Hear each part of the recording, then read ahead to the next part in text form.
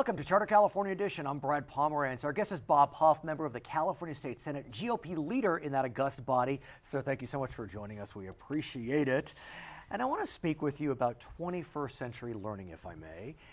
What we would call linked learning. You've been a big proponent, advocate of it. What exactly is linked learning? Well, it tries to link the academic path with something that actually help you out in the real world. Okay. So, you know, like helping make kids more career ready, but not at the expense if they decide they want to go down an academic track, they're not stuck into a vocational track as perhaps we were in a previous generation. So it's a more comprehensive approach, engage the kids earlier in real world experience, get them a little technical hands-on training, and hopefully they're more equipped and they're not dropping out of school as much. I know that recently you traveled to Long Beach Unified, and you saw that as somewhat of a model, as where we could look to use as a paradigm. Talk to us about that. There's many schools that have done it. Long Beach has probably done it the best because they've taken their middle school, high school, community college, CSU, and all worked together. The leaders got together. How do you make this a focused system? So if the students get to one level, they're guaranteed access into the next. And so some of the students find out when they go down a particular career path, they don't like it. Well, it's a heck of a lot better to learn that early before you got a whole family depending on you and things like that. But more importantly, in the minority communities, we have twice the rate of acceptance into college, and even in the non-minority communities, there's a higher rate of graduation and acceptance into college. So it's hitting a lot of the metrics we're looking for improving the education that we're paying for. What's sad for so many, I mean, we remember when we went to high school, there was shop and auto shop and wood shop and home ec and whatever it was, and those programs at some level were 20th century versions of linked learning. Right. They're falling by the wayside, although hopefully things are starting to bounce back with improving economy. How does that all play into your dream? Well, in the old days when they took wood shop or auto shop, they either went to work at the local car dealer or you know, became a carpenter, but they didn't have what was necessary to go to college. The new linked learning has the academic rigor that goes along with it too. They may or may not need it, but if they want to go to college, they haven't lost anything by doing this other training that they've done. So that seems to be the biggest difference. And I believe you're planning to take a trip overseas. This is not a junket. This is a real for true trip where you are trying to gain knowledge, best practices. Tell us about that. We actually did that to Switzerland. You already did it? We did it to Switzerland and Germany. Switzerland has probably one of the best robust career training programs on the planet. Wow. They have compulsory education through 9th grade. Then as what we would call a sophomore, you're 15, 16-year-olds, you apply for a job. And so a company, when they match up the student with, you know, they hire them. They work at their place 3 days a week. They have somebody within the company mentoring them in that job. And then 2 days of the week, they sit in the classroom getting academic training to go along with what they're learning hands-on. So we went to Nestle, the big international food company. And they have IT guys, they got biology guys, they got maintenance guys, learning engineering. It's just fascinating seeing these different programs and what it means in the students' lives. We went to a design place where people are learning how to do window design for stores, you know, the layouts, how do you make it attractive for marketing. We went to a manufacturing company that literally makes all the manufacturing stuff for looms, for clothing apparel. You know, Switzerland is doing a lot of really high-end things. They're a very expensive place to live. And so they have figured out how to create a workforce that meets their very exacting, precise standards. And they have a 3.5% unemployment rate as opposed to what California's running around 8%. And if you look at those that are under 25, they're bumping up around 16% unemployment. And then communities of color, which we've referenced, can be even higher. Exactly. So what can Sacramento do to incentivize these types of programs? Because you know, when you combine the introduction of Common Core, the elimination of categoricals, you know, it's a blessing and a curse, more local control, but then it's hard for Sacramento to try to incentivize certain behavior. Well, sometimes we do things well, sometimes we don't. Right, well stated. Something that Senator Steinberg fought for and won this last year, in which I supported, was $250 million seed money. So as it's grant money. I see. So if districts come together and want to do a program, there's a little startup cost to get the necessary, you know, sometimes it takes equipment, but infrastructure. And so this would help on a performance basis, who has the best applications, give them some seed money to help this go, and then hopefully we can replicate it with best practices. We have a lot of school districts doing this already. Long Beach is probably the best example. But recently I was out in Ontario, and Chino Hills has an excellent program. Other schools out in the Inland Empire are starting to do this. So there is a lot of it going on. I want to ask you about your communities because you have a triangle. LA County, San Bernardino County, Orange County. Right. A lot of very well-heeled communities, some more challenged communities, 1 million folks living in that area. Yeah. So what are you seeing in kind of that triangle area along these lines? Well, you know, everybody has pretty much the same issues. They're just on a continuum about Right. how important it is. We see crime ticking up in all of our communities, probably because of releasing so many inmates from state prisons. But on these questions of trying to create innovative programs on education, I mean, I really talk to you because you do hit, you know, Yeah. three, I mean, it's supposed to be communities of interest, but they seem distinct to me, the 3 different counties. Well, and you know, really, education is pretty similar when you go around the state. It's going to be a little bit different from, you know, the desert area to Wairika or something, but at the end of the day, we still want to have kids that when they get out of high school, they can actually do something with it.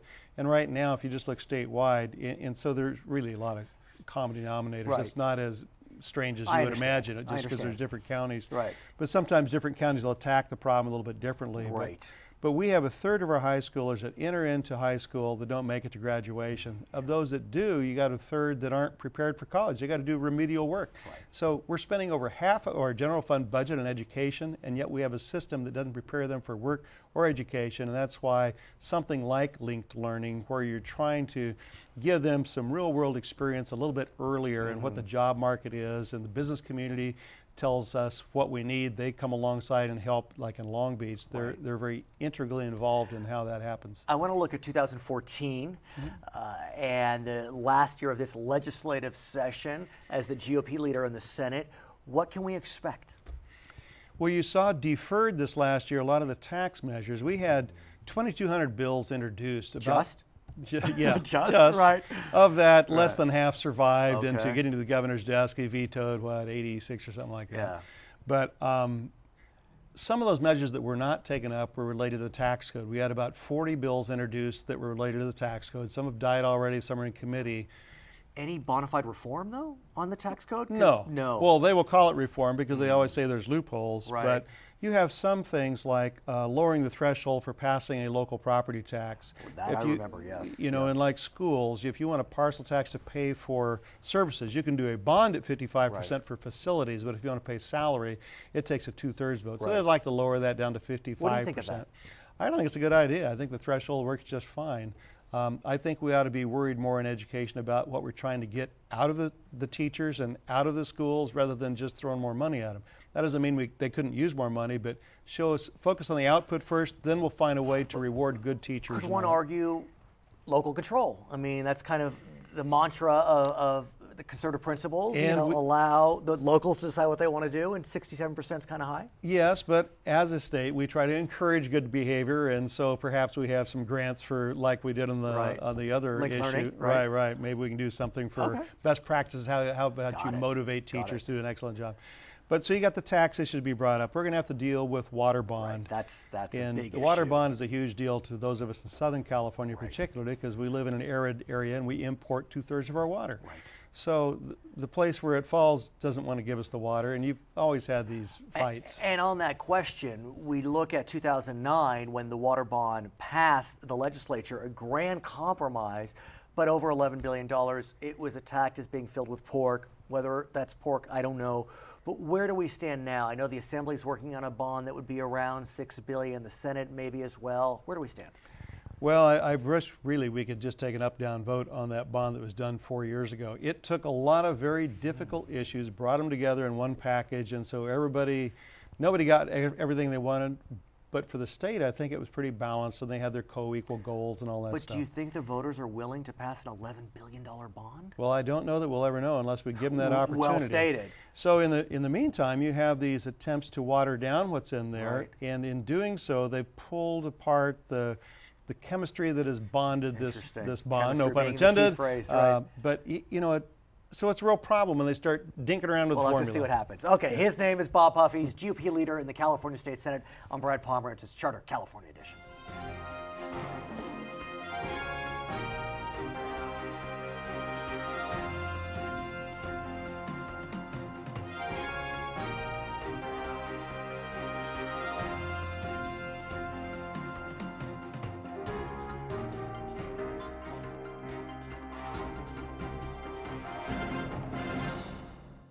Welcome back. It's Charter California Edition. I'm Brad Pomerance. Our guest, Jon Gundry. He is the superintendent with Pasadena Unified School District. Sir, thank you so much for joining us. Pleasure to be here.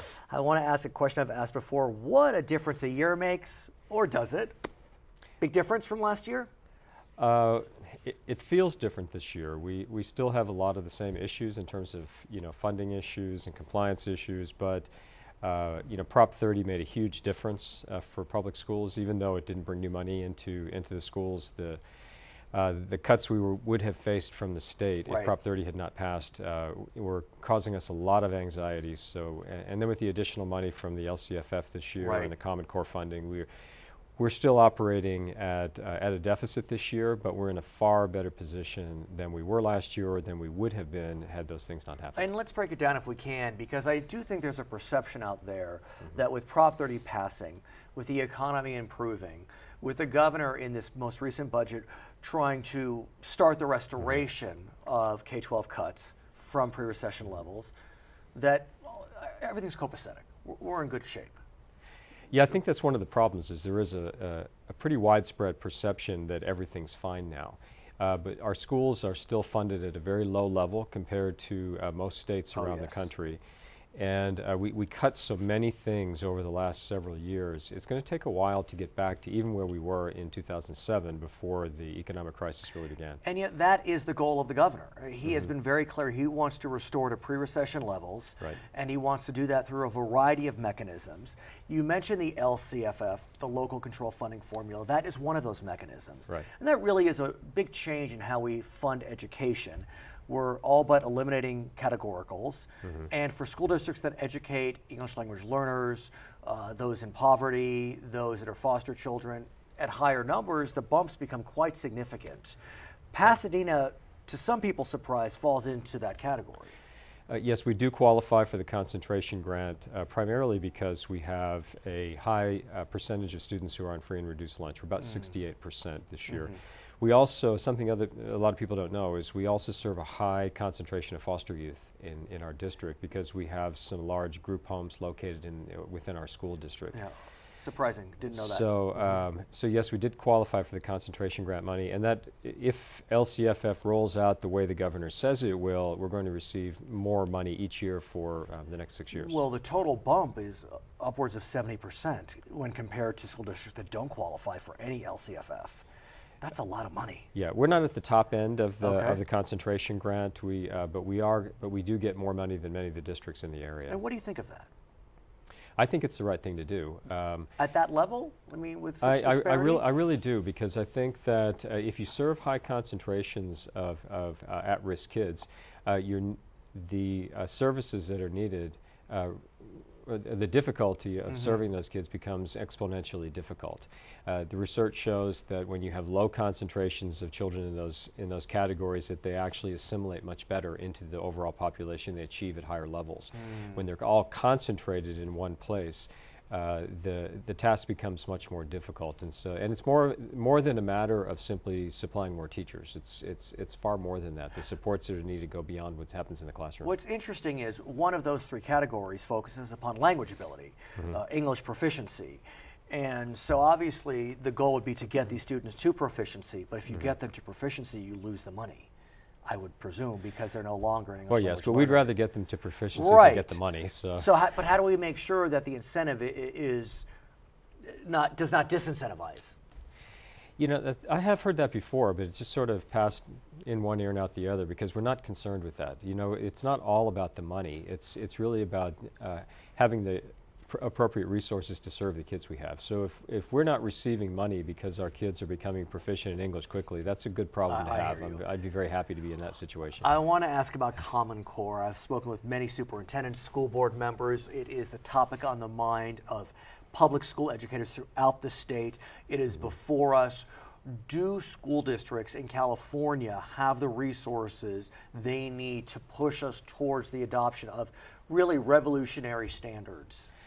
I would say generally no. I think some school districts probably do, but one of the issues is we don't even really know what kind of resources we need, because we're inventing this as we go along.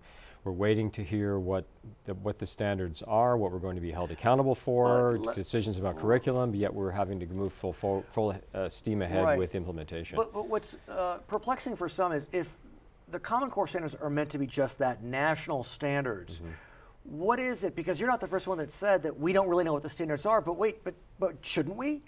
Because they're national standards? Absolutely, we should know, and that's what I'm saying. The problem is we're moving forward with implementation and even accountability structures before we really even know what the task is. But why don't we? I mean, the Common Core standards, aren't they set? Well, there's a certain set of. I would say yes, the standards are set, but but on the ground in the classroom, we're not exactly sure what it means. And we talk about raising rigor in the classroom. We're still trying to define what rigor is. You're right. Yes. And because we have a lot of different definitions of what rigor is, and we're currently working on a new evaluation system for teachers, and that was one of the first questions we asked: how do you define rigor? And there are almost as many definitions as there are people in the room. And so Common Core is supposed to raise the level of rigor in our classrooms, and yet I'm not sure as educators we can even agree on what that means. Common Core also changes the way that we test our students. And California is in the middle of some real growing pains on that question. The governor and the legislature has decided to all but eliminate standardized tests for the spring in the old format, the standard bubbleized format, yet they are going to have some standardized testing that I guess results will not be released, which seems a bit troubling because I don't know how you're supposed to know whether you're on the right track if you don't know the results. You know, query whether standardized tests help at all, but be that as it may. Yeah, exactly. I mean, I've seen field testing done before, but normally you get the results of the field tests even if you're not using them for accountability purposes. It could be helpful to school districts to know what those results look like so that we can help fashion our instructional practices moving forward. But we're not going to know. So who's going to know? I suppose they'll know at the CDE, which is the California Department of Education. California Department of Education. I imagine they'll know, and whatever consultants they hire to analyze the test data and create new field test questions. And so it's purely for research purposes at this point, so that hopefully when they come forward with the test that counts, it will be something meaningful. But I had thought that some federal funding was linked to the results of standardized tests. It is. California is one of the few states that's still subject to the No Child Left Behind legislation, and so we have a lot of school districts around the state, most of them I would guess, most of them who receive federal funding, that are considered haven't considered failing by federal standards, because the federal standard next year will be 100% of your students passing the test in order to meet the minimum standard. California is still being held accountable to NCLB because the waiver request was, No Child Left Behind, the waiver request was denied. So we're still waiting to hear what that means, because if your school is failing by federal standards, if we don't have any state testing, we're wondering how that could possibly even change. Along those lines, I've asked this before, and I have not received an answer, and it's not your fault, but I do want to get a sense. The SAT and the ACT are still very much, as we speak today, bubbleized, traditional 20th century testing. If we're going to change the way we do standardized testing through Common Core for adaptive testing, where the answer will change based upon your success rate, our kids aren't going to be prepared for this very traditional test, which is really the ultimate test, the SAT and the ACT. Yeah, So, well, yeah, that's a good question. I haven't heard any conversation about that in education circles about what's happening beyond K-12 education. And how do we get that conversation started? It's very troubling to me. Yeah, that is a good conversation. I think that I haven't heard from any of the testing agencies about what their plans are. I want to thank you for joining us. His name is Superintendent Jon Gundry of Pasadena Unified. I'm Brad Pomerance. When we come back, we'll speak with June Lockhart, that famous actress who's involved in NASA. I'm Brad Pomerance. We'll be right back.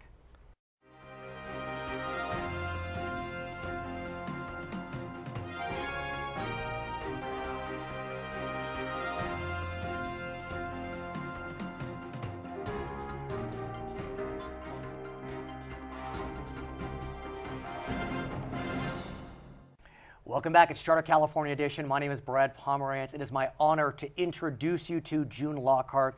Surely you know her from so many iconic series, including Lassie, Petticoat Junction, General Hospital, Quincy M.E., and recently a national publication asked, "Is June Lockhart lost in space?" A play on words from one of your most iconic performances in Lost in Space. Why did they ask that, Ms. Lockhart? Well, they asked it because of my involvement with NASA. And since about 1970, when I was first able to interview 3 astronauts who had made the second moon walk, and I was calling the Rose Parade, and they were the Grand Marshals. Right. And so I think it was Bean and Conrad. I think it's an understatement to say that you're involved in NASA. Oh, very much. You have been so uniformly committed to this organization. It's just hard to deny the level of your commitment. You know, I think back to even earlier in your career, you were Miss Western Airlines. Oh, yes, I love aviation, so, of course. I mean, at that time, did you ever think when you were Miss Western Airlines that you would really, part of your public persona would be about the pursuit of space? Well, it's always intrigued me, I must say. And so... But why? You know, why does it intrigue you? What it's is the magic that's out there, the mystery. And so I go to JPL whenever we have a landing, or the Mars rover, of course, or the Saturn when we flew by Saturn. As a matter of fact, there's a fantastic picture out now in the New York Times of Saturn, and. But I think about, anyway, yeah, please. All right. And so I'm invited to these extraordinary opportunities. And, you know, like for instance, when the Mars rover, when Curiosity landed, and all these people are there, and you're with all the engineers, and some of them are well on in years, and they've been working on this all their lives. And you wait that 15 minutes while you're waiting to know if the parachute is deployed and it has landed. And when you know it's down, and the absolute eruption of joy, happiness, screaming, yelling, hugs, laughter, tears. I mean, it is the most extraordinary emotional wallop. And you know that this, in this case, Curiosity rover, will be finding out about what went on Mars billions of years ago. I get it. I feel it. And what I also understand, and that's thanks to you, is that of course NASA, of course JPL is helping us explore space. But NASA and the work that this organization does has done so much more for humanity. And it's not really known because initially, as a government agency, they weren't able to publicize the fact that they were working on pacemakers, assisted gaits. There were laser angioplasty. Absolutely. For people who want to drive and don't have use of their limbs, they've done all that. Vehicle controllers. Specialized wheelchairs. Your glasses don't scratch because of scratch-resistant glasses that were created by NASA. You wear athletic shoes. We all do, and they were designed for the astronauts by NASA. Collision avoidance systems. Yes. We think about our firefighters and how much gear they need to carry. But it's so much lighter now, again, because of NASA, and also the hoods that they can wear. Everything, so much of what NASA has accomplished and that we take as every day, the way temperatures are taken. The pacemakers, all kinds of things, work on limbs.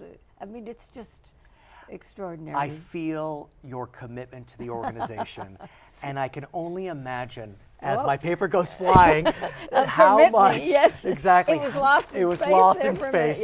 How much. Sorry, folks. No, it's all good. How much you appreciate the receipt of the Exceptional Public Achievement Medal for outstanding talent in inspiring the public about space exploration from NASA. Yes, and it happens to be hanging around my neck. Exactly. It's like a gold medal. Yes, it's a beautiful gold medal, and I'm absolutely thrilled about it.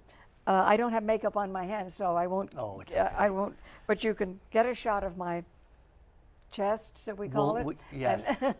And what was so touching about the receipt of that award, when I read about it, you've received Tonys, you've received nominations by every major entertainment category, Yes. and yet you said publicly that receiving the NASA award was the highest honor of my life. Yes, I think so. It absolutely, I couldn't believe it when I got the envelope saying that they were going to do it. And, Why? you know, my family, for instance, has 5 stars on Hollywood Boulevard. 2 of them are mine. And there have been such lovely awards given to me, accolades, thank you, for my work and for things which I have enjoyed doing very much, of course. But when this came through, I thought, oh, can you believe it? To get an honor like this for doing something which I absolutely adore. It's so part of my gut, you know, just to be able to speak about NASA. I can only congratulate you and thank you for what you are doing to open the minds, to unleash the imagination of not just children, but even big kids like grown-ups, big kids like too. myself. I would be remiss if I didn't speak with you about your storied career. What I am holding, if I may, this is a program from the Metropolitan Opera House, dated December 26, 1933. I hope the reflection's not too bad, but one of the names on here is June Lockhart. Yes. It's from the opening performance of Peter Ibbotson, which was an opera. Yes, it was the first English sung opera. It was written by Deems Taylor. The music was by Deems Taylor. And I was studying ballet at the Metropolitan at the time, in New York, of course.